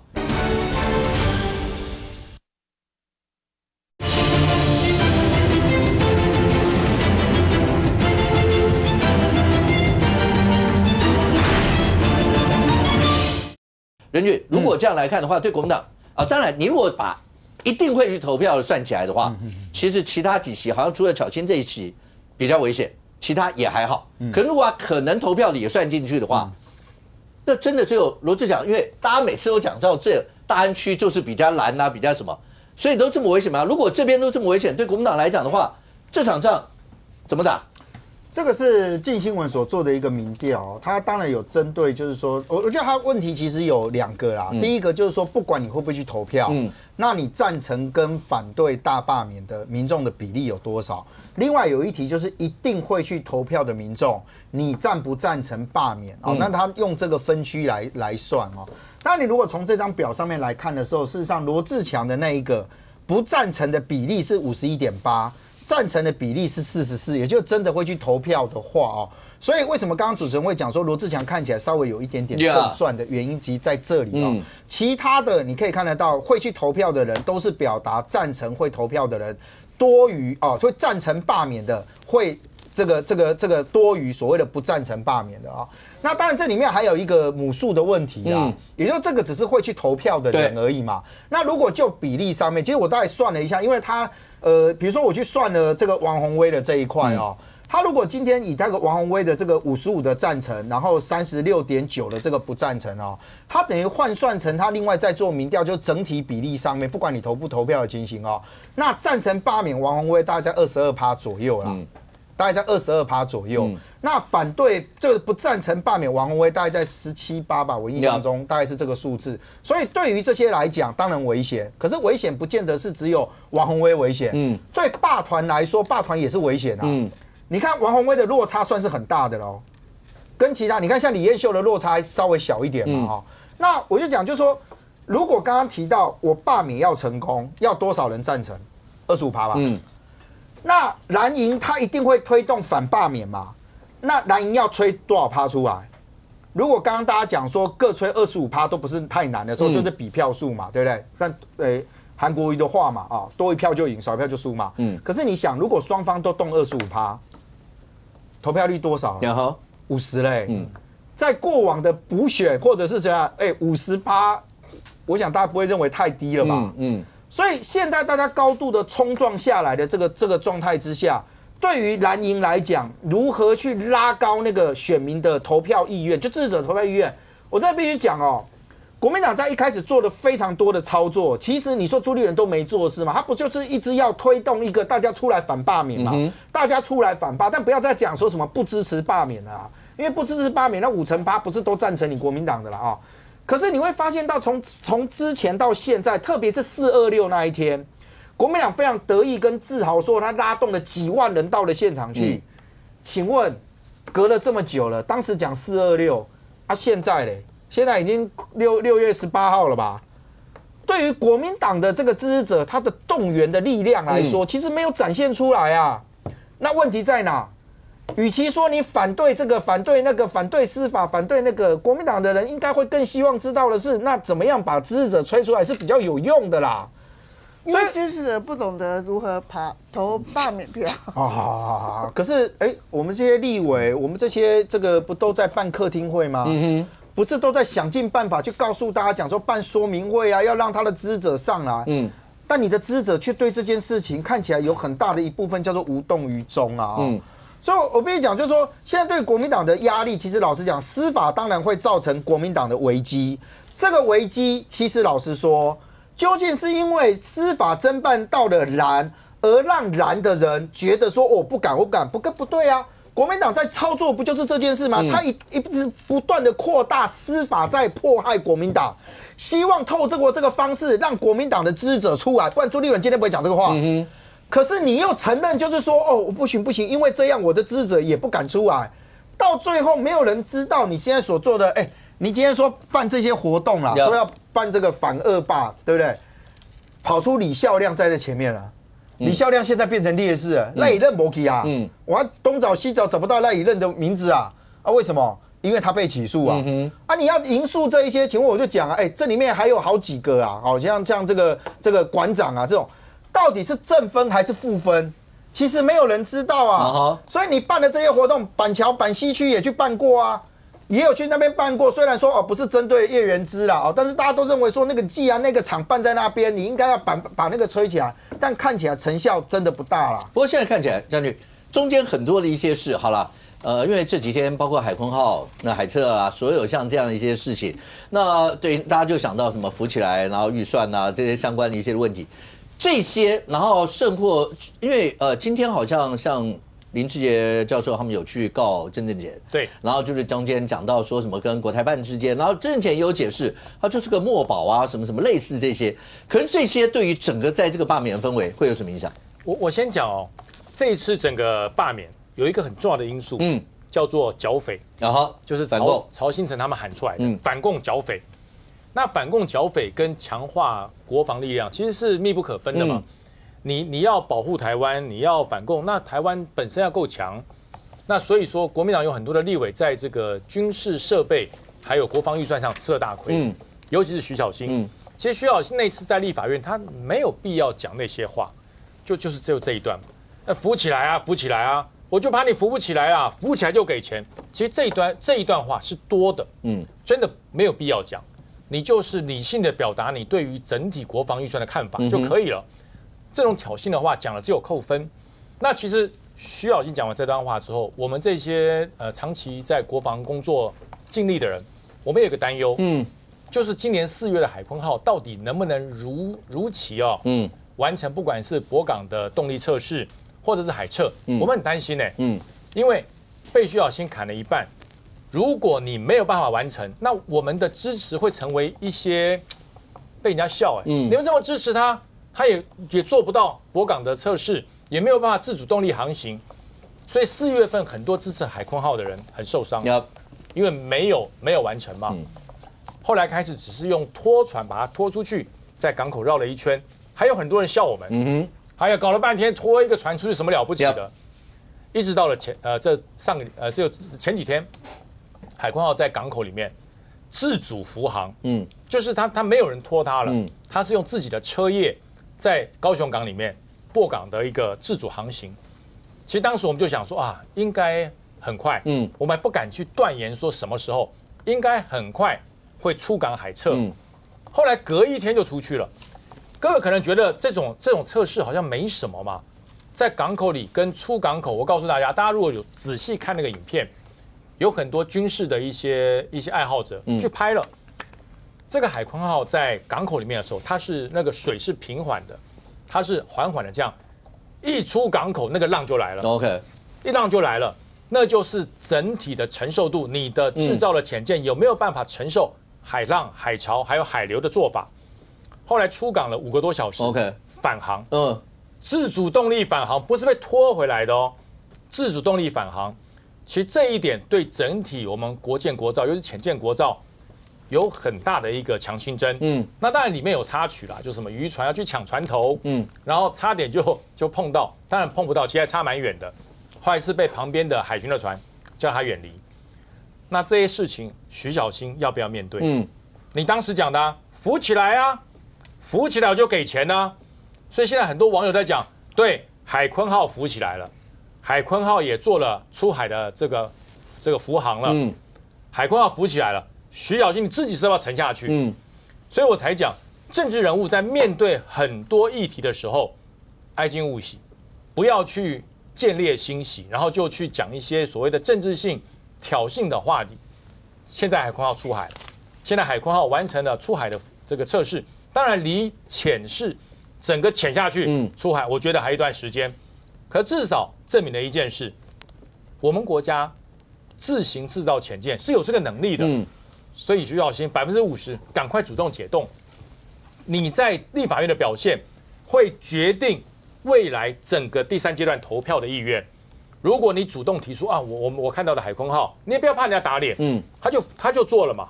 现在海鲲号就出海了，你说我愿意主动解冻，海军总部赶快来提出解冻计划，然后你一定要到哦，你一定要到，你要很仔细的听完海军总部解冻的报告，然后让大家传出去，那你的整个这一页才会被洗掉，你否则这一些事情在霸团在网络上不断的疯传，就算有10个傅昆萁，你没有做表态，他也救不了你啊，那是你自己做的。或者现在看起来的话，除了刚刚你有提到这个傅昆萁这则新闻，可是蓝营毕竟在尤其4都，在这次重要的都会区这些来讲的话，都是蓝营执政的一些县市，像蒋万最近表态的非常明显，然后直接像讲到什么就直接讲说没有啊，什么行政不中立，赖清德总统跟霸团的领衔人也有碰面啊，什么这些，所以当这些蓝营蒋万还有发公开信。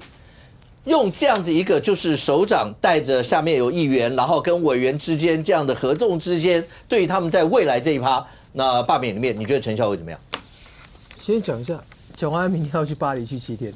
哦，真的吗？哦，这时候去巴黎去7天。对啊，当然这时候他一定要热一点嘛，所以他就像他最近跟立委的合体也走得很勤嘛，哈，因为台北市是。所有31个里面，台北市这5个应该算是最热的战区啊。或许叶委员可能应该都比不上，因为几个的声量都高，然后仇恨值也高嘛。所以就是说，所以蒋万安你最热的战区里面，你没有适当的曝光的话，你到时候万一有个万一的话，他很容易被责怪。所以你看蒋万安最近的人设也调得比较硬一点，好。也调得比较硬一点，然后所以，那你比如说你说像张汉在那边看起来就比较温和，因为台北市几个仇恨值也高。我们讲进新闻这个民调好了，因为他的民调，我觉得大罢免民调跟选举民调不太一样，真的，因为他方式不太一样，所以你真的只能参考。因为你看他这份民调里面，有意愿投票的这5个里面，最低的赖士葆有57.1%，最高的那个。罗志强和另外那个谁，他们可以跑到70出头，就是他便告诉你说有意愿投票有60到70，那是不可能的事情呐。好，基隆的罢免炒得这么热，对不对？基隆投票率多少？50刚出头，还不到51，对不对，如果说真的有每个投票率都长这样的话，国民党过关了。对不对？表示关心不关心都出来投了嘛，所以那个都只能参考。他这个民调告诉你的是什么？就说第一个就是说罗志祥那边结构很好，好，因为他问你说所有的人，好，不管你要不要出来投票的，跟有意愿出来投票的，他都是反对罢免的多于罢免的，这是结构很好，就是连有意愿出来投票的罗志祥都赢蛮多的。那最不好的就是徐小新，好，2个都输，就不只是说有意愿的罢免投票，好，就是热的那一群人。就是冷的这一群人他还输，所以他看起来的确是最危险的。但是说，我说这种罢免票只能参考，就是说你要看到整个最后的局势，说到底有那个热有多热。因为现在状况，全台湾都一样，都是赞成大罢免的人少，但是他们非常热，所以他的人数乘上他的热度，他是远高于反对的。那最终要看的是说，国民党你最后有办法催出就是中间选民，或原本不愿意投票，因为现在中选会还没有定日期嘛，定了日期之后或许会比较热一点，但是那要看国民党自己最后的操作。如果真的说像刚刚那样傅昆萁的玩法的话，你就找死啊！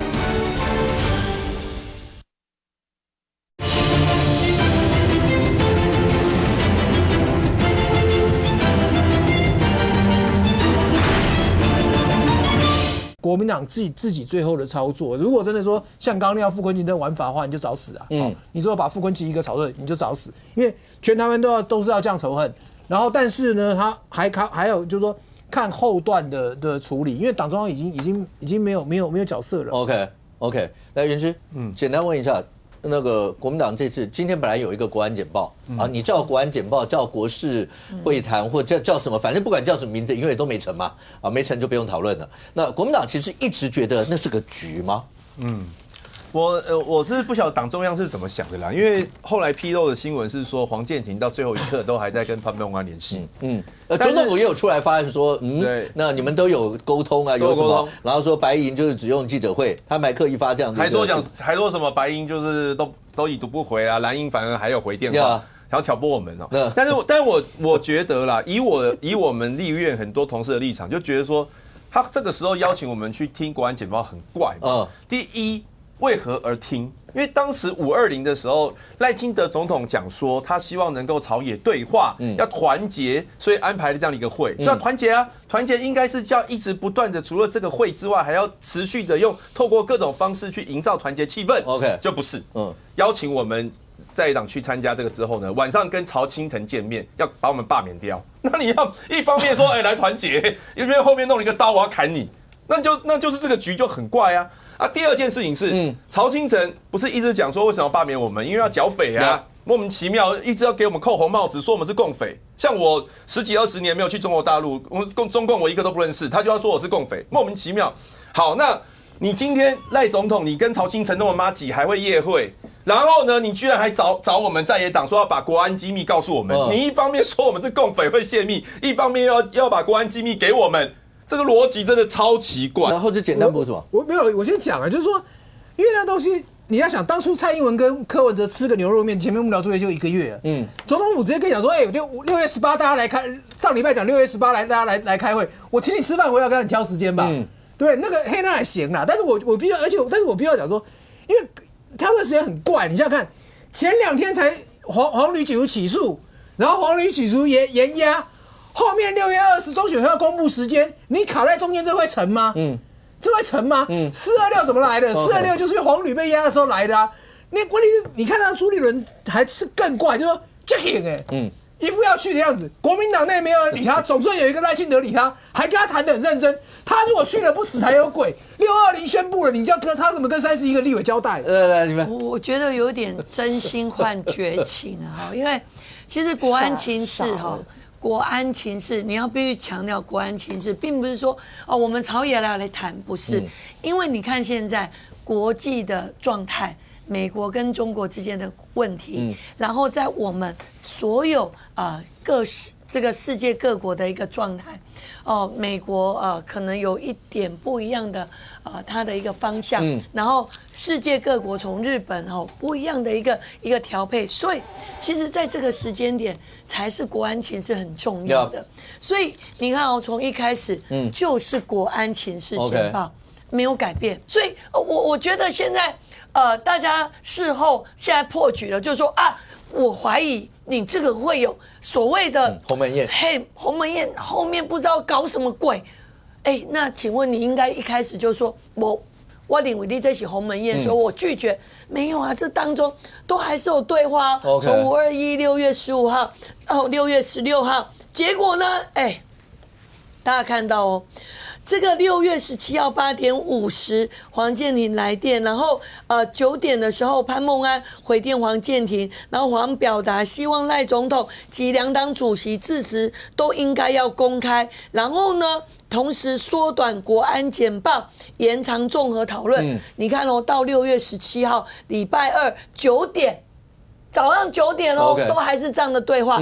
到了下午。突然之间，民众党说我不爱参加，后边国民党的说我嘛不爱参加，奇怪了，现在到底是谁是最大在野党啊？不过刚才讲的廷飞讲的所有这些顺序，过程当中一直到最后，平凤简单问一下，为什么有媒体在这里面讨论的时候讲说，为什么蓝白要拒绝去总统府这一段为什么会要跟中国大陆扯上什么关系？没有。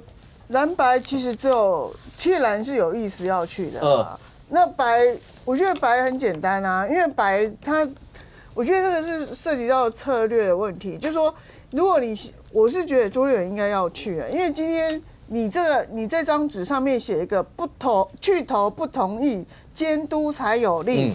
那现在我今天听到一个口号叫做罢免投同意，反共才有力。所以你就知道说，罢免这条线已经跟反共或是亲中东西牵在一起了。那你这很简单嘛，讲好了就是听国安汇报，他不会在这里跟你协商说我要不要罢免你，或者要停止罢免你这件事嘛，没有这回事，这也不是协商可以协商出来的。他就简单跟你讲说我要去听国安简报。那如果你这个时候国民党去听了国安简报，表示你这个党重视国安的问题。你会不会减少说大家对你国安或是在亲共的疑虑？这才是明智的决定嘛。那黄国昌不用啊，黄国昌第一个他手上没有人要被罢免啊，然后呢，他跟中共也没有被贴就躲在国民党后面啊。那第三个，如果他正在减这个所谓国民党被罢免完的席次嘛，因为被罢免完之后，你说民众党会不会派人去补选？一定会嘛。所以对他来讲，他要不要了解国安局势，他没有必要，因为去了我好像被贴，好像可以认同民进党官柯文哲什么的类似的这种政治概念。可是就国民党来讲，你应该分清楚你的处境跟民众党是不一样的。第一个，你现在有人在被罢免；第二个，你罢免的主轴就是共产党这个问题。那你现在为什么这个赖清德弄一个保护伞给你了，你为什么不去借用一下？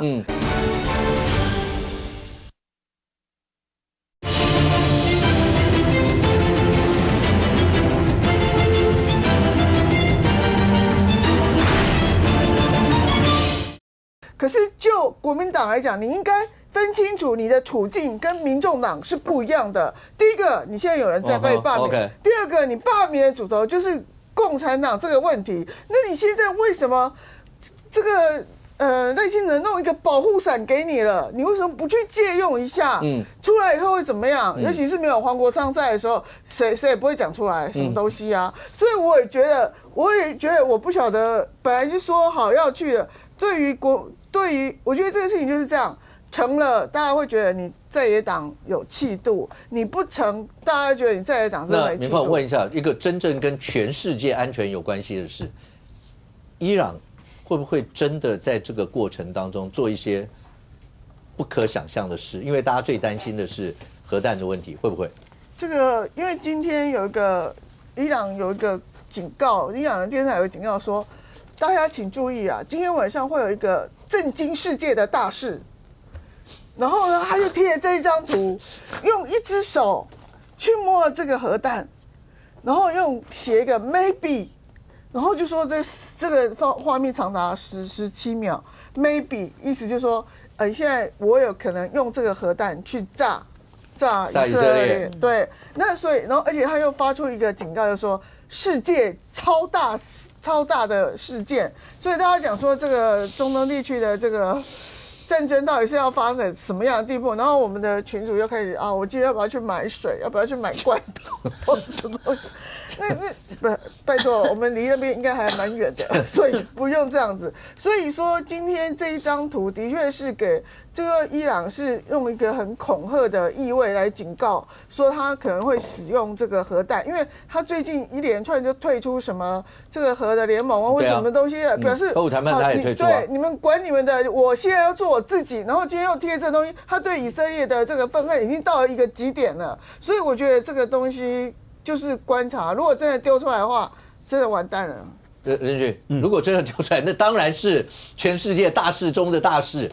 而这件事情对美国来讲的话，第一个，川普说了叫伊朗无条件投降，然后接下来呢，那就美国已经做了一系列的动作，叫所有人撤出德黑兰，或者说这些，川普在 G7 的会议里面也直接离开，所有动作都不寻常。而这时候大家讲，如果伊朗真的有任何跟核武有关系的动作，美国可能会寄包括碉堡克星啦，所有那些能用的大家都要用上了吧？这次以色列去打伊朗，其实不是有一个诉求，就是说他们觉得他们有义务去阻止伊朗在发展核武的这一块吗？可是截至到目前为止，到底拿到了多少核武的这个证据？其实美国老实讲啊，美国搞了这么多年，对伊朗一直这个束手无策的地方，就是你没有真实的证据说他真的在搞那个。美国打伊拉克那个时候，对，你就立刻就知道了。那时候一大堆的那个说有什么，是不明，后来还被拍成电影，就是说你到处收到情报，去来，到最后星际计划还是假的啊？你看敏凤生气了，你看搞到他生气了啊！所以刚刚提到的那个画面啦，我刚才在讲，就是说这个画面很特别啦，它看起来比较像是这个示范带啊，示范带。伊朗不要搞示范带，因为那个大小比例差太多了啦。你就算核三位一体空射型的这个核子弹也不会是这个大小，这感觉上像是一个模拟的玩具哦，就是摸给你看啊，就吓你啊。可是老实讲，到底是真下还是假下？我觉得对于国际局这个国家来讲啊，没有人认为说，好吧，你就开玩笑的啊，我们不像这个啊，我就知道你是示范带啊，你没有任何违法的状况，黑马许利地供因为所有人一定会用最大的一个范围去假想你可能真的会做，这就是刚刚武哥所提到的，就是说美国驻耶路撒冷的这个使馆哦，现在要求所有人员就地避难哦，那个就地避难当然不会是大家跳起来来解散上这样子离开了啊，它其实都会有规划，比如说像地下碉堡啊或其他的这一块。而且呢，你看说这个美国说哦，是不是这个川普要动用美军去打击伊朗核设施？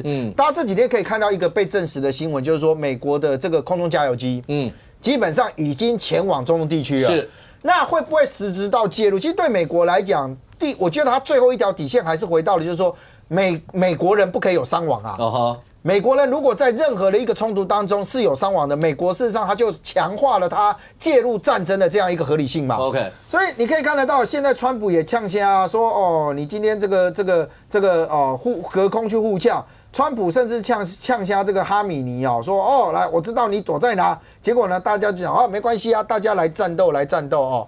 不过您刚刚特别提到了说碉堡克星的这一个哦，其实它的很简单啊。它就类似像我们在讲的这个传统的钻地弹的一个概念了啊，就是说一般来讲炸弹的引爆，就要么我到这个地方，然后撞击之后就爆炸，不嘛我就在别的地方，在靠近你的时候我爆炸，用碎片去炸。那传递弹的概念其实就来自于就是说我今天这个的墙，我有办法在第一道墙的时候我突破它。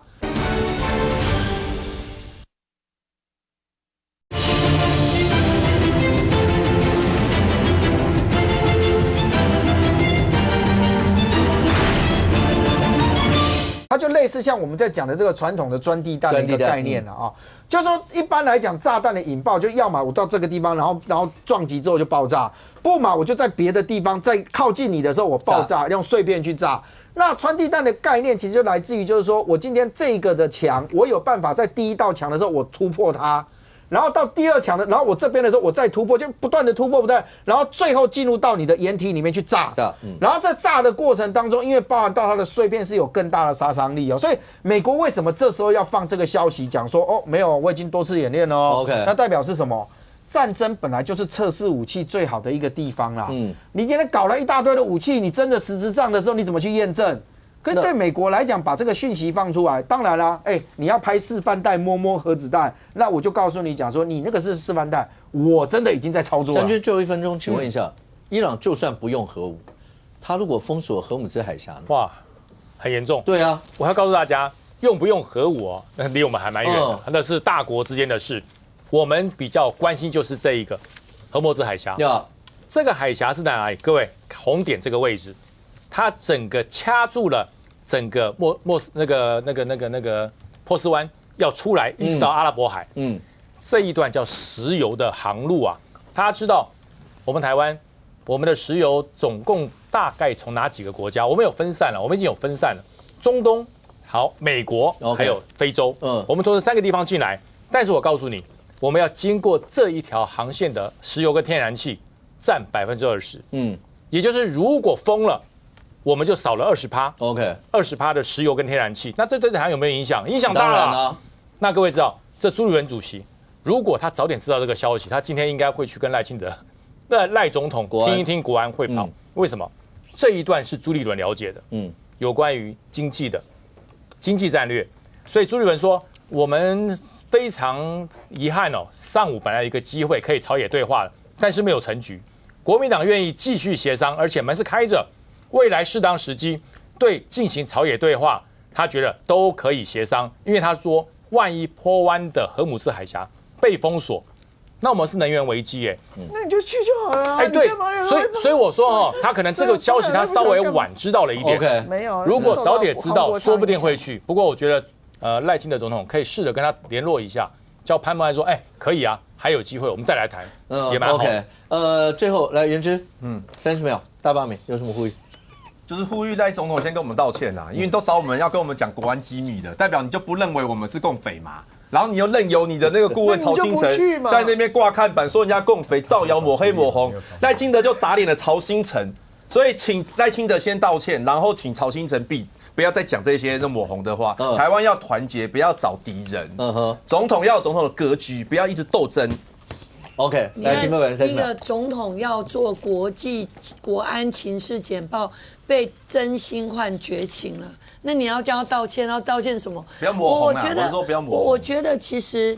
我们认为整个国际的情势不断在改变，那只有总统知道，所以他也清楚说，现在国际情势是要让大家朝野一起来谈，让大家知道，那怎么样坐下来好好谈？可是还是一样嘛，这过程当中来来去去那么多的一个对话，结果就在这最后的关键，在昨天就这样子被真心换绝情。我觉得这还是国民党非常重要，到底你们现在要的是什么 ？OK， 未来来讲的话，今天礼拜3到礼拜5的时候就知道确定的时程。对大罢免来讲的话，其实那个烟硝早就已经弥漫在各个地方了。那未来到底会怎么样？我们大家拭目以待。非常谢谢现场所有来宾，也非常谢谢观众你的收看。我们明天见，拜拜。